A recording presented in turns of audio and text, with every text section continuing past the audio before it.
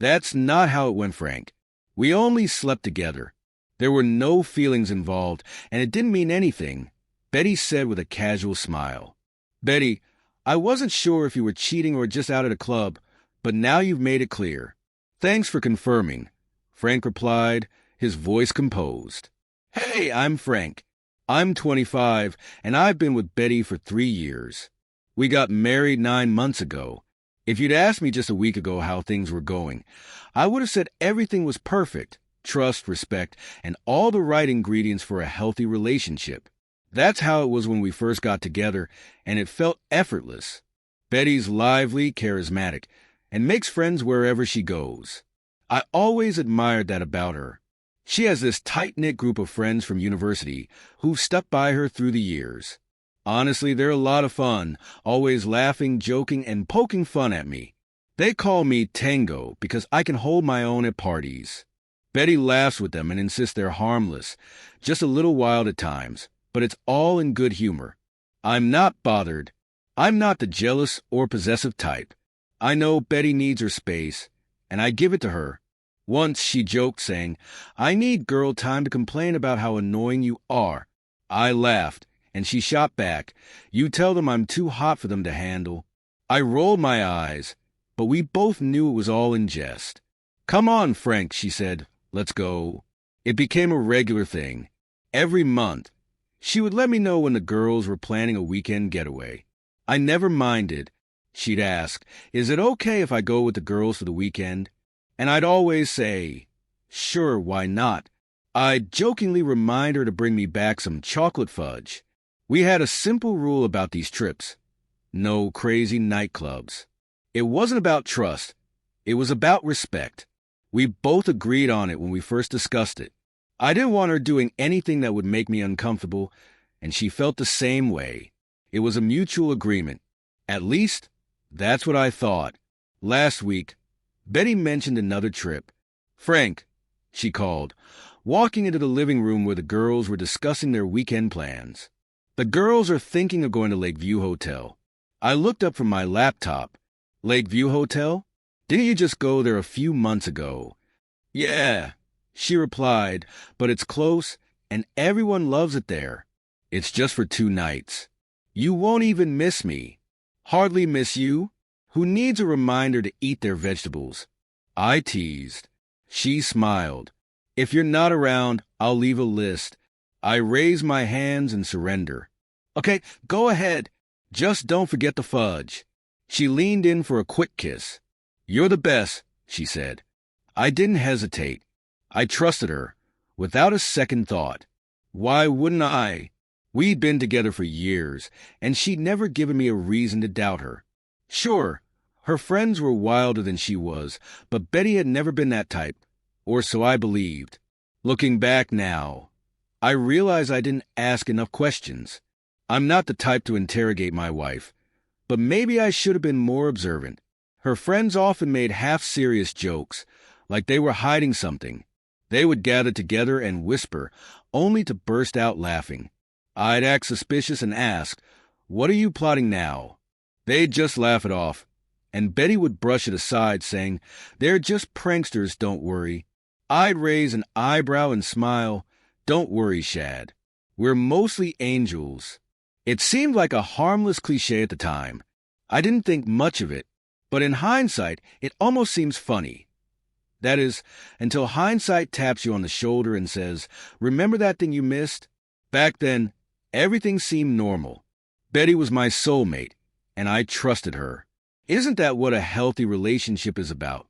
Trust, understanding, and the freedom to be yourself without constantly wondering what's really going on. When she packed her bags for the trip, I didn't hesitate. I kissed her goodbye, wished her a good time, and returned to my usual routine. But now, I can't help but wonder if I trusted her too easily. Maybe I should have paid more attention to the little things. The jokes, the whispers, the things I always brushed off. But that's the thing with trust. Unless there's a reason to doubt, there's no reason not to trust.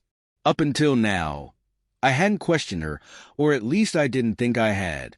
I'm not proud of what I did, but I can't say I regret it either. The trips were my escape, my opportunity to have fun with someone other than Frank's wife. As long as Frank never found out, what harm could it do? I was sitting on the couch, mindlessly scrolling through social media, when I saw it. Mia's post. Betty was smiling, carefree, surrounded by her friends. They were out having fun, just like old times. But this time, it wasn't a bar or a lounge. No, it was a strip club. I wasn't naive. I knew exactly what was going on. This wasn't just a typical girls' night out. This was something entirely different. I didn't know what I had expected, but this certainly wasn't it. We'd talked about it. We'd set boundaries. We'd agreed on rules. No nightclubs, no strip clubs. Respect each other's limits and trust. But there she was, smiling and carefree, crossing a line we had both agreed on. It felt like a punch to the gut. At first, I didn't even know how to react. I wasn't angry, at least not in the way you might think. It wasn't just about the anger. It was disbelief. I couldn't believe what I was seeing. I stared at the photo for what felt like forever, trying to process it all. It wasn't just the fact that it was a strip club. It was the way she seemed to be enjoying herself, living it up, while I sat at home feeling like a fool. The worst part was that I couldn't ignore it. It wasn't even about the club itself. It was about the trust we had. That's where the pain truly cut. Our relationship was built on honesty. We'd promised to be truthful with each other. But now she wasn't. She didn't care, and she completely disregarded the boundaries we had set. I didn't want to confront her right away. I wasn't in the mood for a fight, for her to deny it, to claim it was no big deal or just a one-time thing. I wasn't interested in hearing her excuses, and I wasn't going to let her turn this around and make me feel like the bad guy. So I decided to take action, not with words, but with my own actions. If she could do whatever she wanted, then so could I. I didn't think too much about it. I just booked a trip to Miami with my friends. Once we got there, I knew exactly what I wanted to do. I wasn't going to party or get caught up in anything wild, but I was going to make a statement to remind myself that I was free to do whatever I wanted. I went to a strip club, but I didn't take pictures of myself. I took pictures of her. I knew I was determined that he would see the evidence, and that's exactly what I wanted. The rest of my time was spent relaxing on the beach, enjoying drinks, and hanging out with friends. I didn't care about Betty or the excuse she'd come up with. I just needed space. I needed a break from always following the rules, while she disregarded them without hesitation. When I returned, I had no desire to talk to her. I wasn't interested in hearing her explanations or soothing words. I knew she'd have something to say, but I wasn't going to fall for it. I was done with the games, done pretending everything was fine when it clearly wasn't. I hadn't expected to see Frank that day, but when I checked my phone, my heart stopped. There was a post from him, a picture of a strip club with him casually holding a drink. I couldn't believe it. I stared at the screen, my chest tightening. What was he doing? Did he know? Was he trying to get back at me? I didn't know, but I wasn't about to sit back and let him make me feel guilty. When Frank finally came home, I was waiting. The moment he walked through the door, I could feel the tension thicken the air, like a wall between us. Before he even had a chance to speak, I confronted him loudly. "Frank, what's going on?" "A strip club." He didn't flinch. He just stared at me coldly, as if saying, "Do you really think this is about the strip club?" He spoke in a calm, biting tone. "Betty, let me make this clear. This isn't about strip clubs. It's about you, your lies, the fact that you went on a trip without telling me." My stomach twisted in knots. I was speechless. I thought I had covered my tracks well, but somehow Frank knew. I couldn't deny it anymore. "You're such a hypocrite," Frank said, his voice unwavering. "You cheated on me, but now you want to accuse me of crossing a line? You've been doing it for months, acting like the innocent one."